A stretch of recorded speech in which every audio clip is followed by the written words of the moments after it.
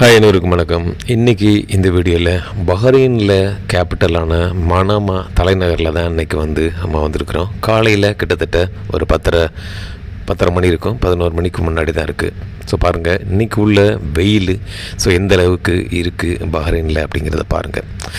நம்ம சேனல் வீடியோவில் பஹ்ரைனை பற்றி பல வீடியோக்கள் போட்டிருக்கோம். நீங்கள் நம்ம சேனலுக்கு புதிதாக இருந்தால் நம்ம சேனல் வீடியோஸ் பிடிச்சிருந்தால் லைக் பண்ணி சப்ஸ்கிரைப் பண்ணி தொடர்ச்சி அவங்களோட சப்போர்ட்டில் கொடுங்க. நம்ம நிற்கக்கூடிய இடம் மனாமாங்கிறது போஸ்ட் ஆஃபீஸ் பக்கத்தில் இருக்கக்கூடிய பெரிய டிப்ளமேட் ஆஃபீஸஸ் எல்லாம் இருக்கும். அந்த இடத்துல தான் நம்ம கவர் பண்ணிகிட்ருக்கோம். நமக்கு கண்ணுக்கு முன்னாடி தெரியக்கூடிய பார்க்கிங் இருக்குது இது ஒரு பெய்ட் பார்க்கிங். இந்த பக்கம் சுற்று வட்டாரத்தில் மனாமாவில் இருக்கக்கூடியவங்க எல்லாம் அங்கே மனாமாவுக்கு இந்த இடத்துக்கு வந்தாங்கன்னா இந்த இடத்துல தான் வண்டி போட்டுட்டு இது பண்ணணும். அதே மாதிரி தூரத்தில் ஒரு கட்டடம் தெரியுதில்ல, அந்த ஜாலி மாதிரி உள்ள கட்டடம், அந்த கட்டடத்தில் அந்த பார்க்கிங் பில்டிங் சொல்லுவாங்க. இதுக்கு முன்னாடி நம்ம வீடியோவில் கூட இந்த இடத்தையும் கூட நம்ம சொல்லியிருக்கிறோம். பார்க்கிங் பில்டிங், அதாவது ஃபஸ்ட்டு பஹ்ரைனில் பார்க்கிங் பில்டிங் உருவானது அங்கே தான்.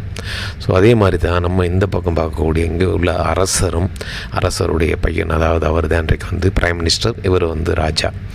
இவர்களுடைய படம் இந்த இடத்துல பெரிய சைஸில் ஒன்று போட்டிருக்கு மனாமாவில். அது அங்கே இங்கே உள்ள பேட்டல்கோ அப்படிங்கிற ஒரு பில்டிங்கு. அந்த பில்டிங்கில் அதாவது பேட்டல்கோங்கிறது டெலிகம்யூனிகேஷன் சொல்லுவாங்க. அந்த பில்டிங்கு அந்த இது தான் சொல்லி. இங்கே பார்த்தோம்னா பிஎஃப்சின்னு சொல்லிட்டு பஹ்ரைன் ஃபைனான்சிங் கம்பெனி, அதாவது நம்ம ஊர்களுக்கெல்லாம் பணம் அனுப்புறது வைக்கிறது எல்லாமே, நம்ம வெளியூர் ஆட்கள்லாம் பணம் அவங்க நாட்டுக்கு அனுப்புறதுக்கான இது. அது பிஎஃப்சிங்கிற ஒரு ஃபைனான்சிங் கம்பெனி தான் ரன் ஆகிட்டு இருக்கு பஹ்ரைனில். போஸ்ட் ஆஃபீஸ் பக்கத்துலேயே பார்த்தோம்னா இதான் மனாமாவுடைய அந்த மனாமா கேட்டுன்னு சொல்லுவாங்க. அதுக்கு பக்கத்துலேயே இந்த மாதிரி பஸ் ஸ்டாப் நமக்கு இருக்குது. மனாமாவுக்கு கேபிட்டலுக்குள்ளே நம்ம சுற்றி பார்க்கணும் அப்படிங்கிறவங்கெல்லாம் இந்த இடத்துல பஸ் இறங்கி ஏர்போர்ட்லேருந்து கூட இங்கே இறங்கி டேரெக்டாக நம்ம கேபிட்டலுக்குள்ளே போகலாம். நம்ம உள்ளெல்லாம் எப்படி இருக்குங்கிறத பார்க்குறதுக்கு தான் இருக்குது. அந்த மாதிரி தான் பஸ் ஸ்டாப்பு. அந்த பஸ் ஸ்டாப் பக்கத்துலேயே பார்த்தோம்னா செம்மையாக ஒரு 2 ட்ரீ ஷெட் வச்சுருக்காங்க. மரம் எங்கே இருந்தாலும் எவ்வளவு நம்ம இதாக இருந்தாலும் கூட நம்ம மரத்தடி நிழல் தான் இன்றைக்கி பாருங்கள்.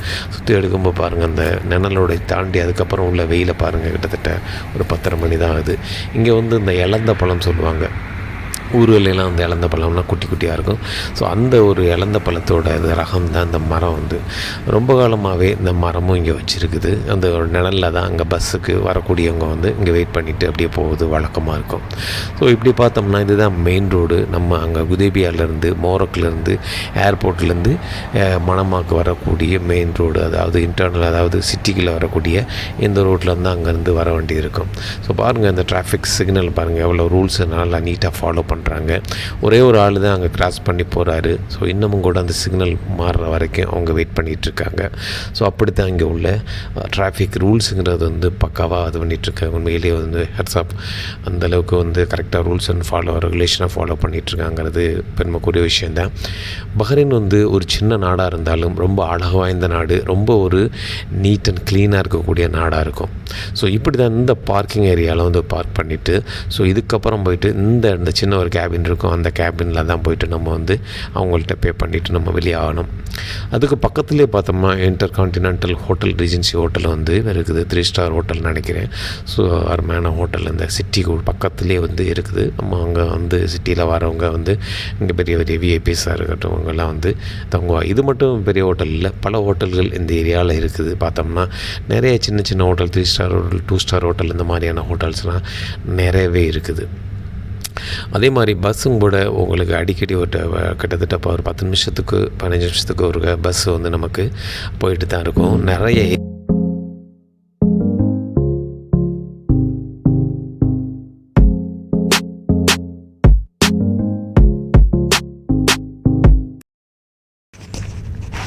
இந்த பக்கத்துக்கு பார்த்தோம்னா நிறைய ஹோட்டல்ஸ் இருக்குது. சின்ன சின்ன 2 ஸ்டார் ஹோட்டல், 3 ஸ்டார் ஹோட்டல்ஸ் அப்படிலாம் இருக்குது. இந்த பக்கம் பார்த்தோம்னா ஒரு வித்தியாசமான லுக்காக இருக்கும்.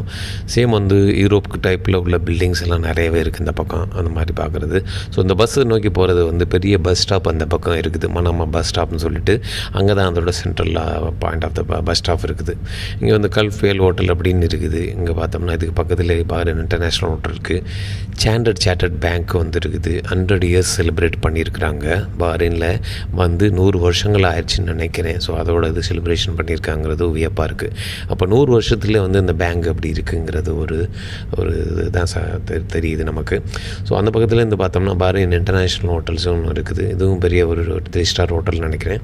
ஸோ இதுலேயுமே இந்த நல்ல பேண்டு அது இது தங்கக்கூடிய வசதிகள் எல்லாமே இருக்கும் இந்த இதில். அதுக்கு பக்கத்தில் பார்த்தோம்னா ஜாய் ஆலுகாஸாக இருக்கட்டும், கோல்டு சிட்டி, மலபார் கோல்டு, இந்த மாதிரியான கோல்டு சிட்டின்னு ஒரு பெரிய பில்டிங் இருக்குது. அந்த கிளாஸ் பில்டிங் இருக்குல்ல, அந்த கிளாஸ் பில்டிங் தான் கோல்டு சிட்டின்னு சொல்லக்கூடியது. அதுக்குள்ளே பார்த்தோம்னா ஏகப்பட்ட நகைக்கடைகள் சங்கமித்து ஒரு இடமாக இருக்கக்கூடிய பேர் தான் அந்த கோல்டு சிட்டிங்கிறாங்க.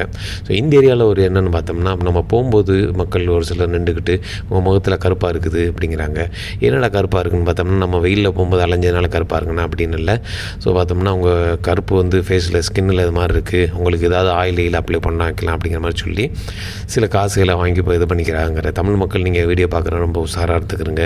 இந்த ஏரியாவில் ஒரு 4-5 பேர் அப்படி நின்றுக்கிட்டு போகிற தெரியாத மக்களாக இருந்துச்சுன்னா அவங்கள்ட்ட காசு பறிச்சுக்கிற மாதிரியான ஒரு சம்பவம் நடக்குது. எனக்கு முன்னாடி போனவரும் கூட அதை தான் சொன்னார், நீ வந்துருப்பா அப்படின்னாப்புல. சரி, நான் அந்த இடத்த விட்டு அப்படியே வந்தாச்சு நம்ம. ஸோ மனமாக கேட்டுக்கிட்டேன்னு வந்துட்டோம் நம்ம.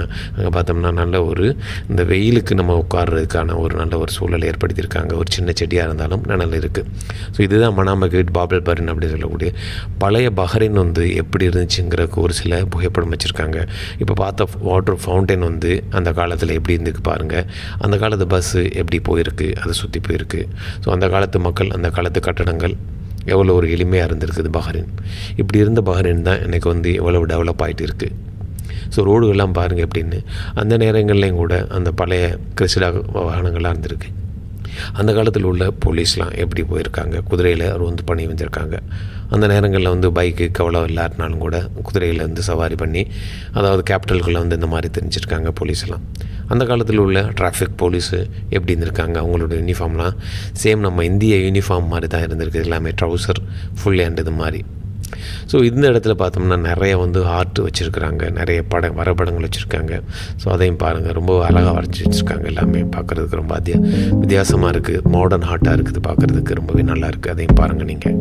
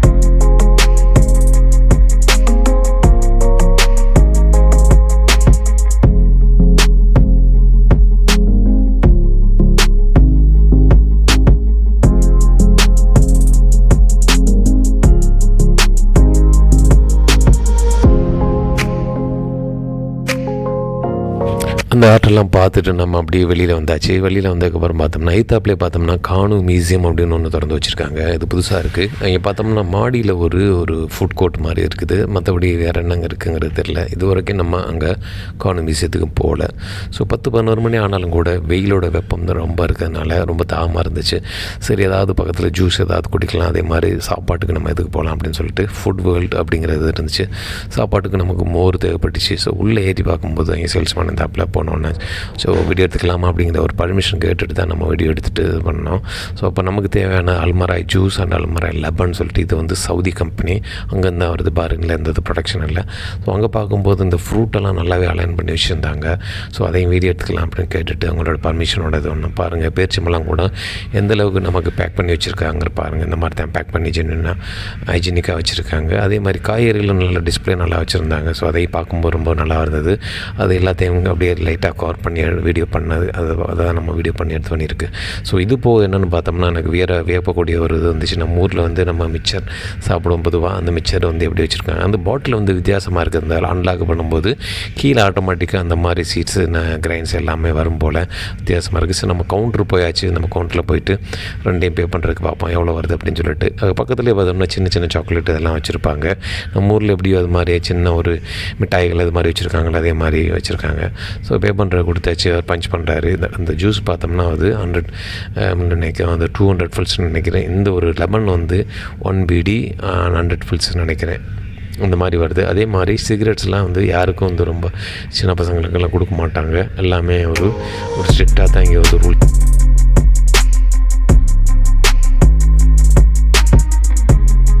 இந்த ஹோட்டல் ரொம்ப பழமை வாய்ந்த ஹோட்டல். ரொம்ப வருஷத்துக்கு முன்னாடியே அந்த ஹோட்டல் இருக்குது. சின்ன ஒரு இது சாண்ட்விச் கடைன்னு சொல்லுவாங்க. டீ எல்லாமே ஜூஸ் எல்லாமே பண்ணி கொடுப்பாங்க அந்த கடை.